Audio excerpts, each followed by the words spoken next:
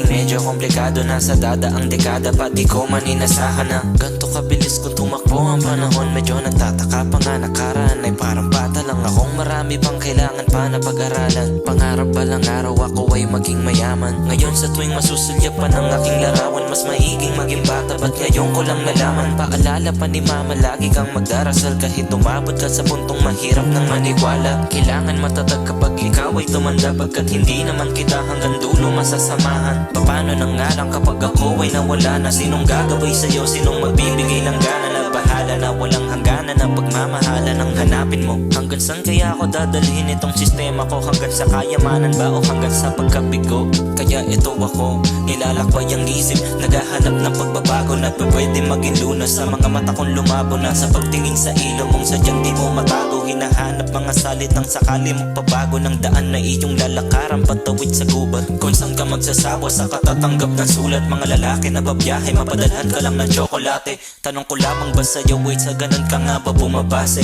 O baka sadyang hindi? Mulan talaga ako tipo, sana naman ay hindi. Paano na yung motibong iyo din binabalik? Na akin lang ding iniipon na para sa'yo'y wala lang din kahulugan. Nagsilbing aral sa sarili na sarili pangaralan na walang silbi ang tapang kung walang pinaglalaban.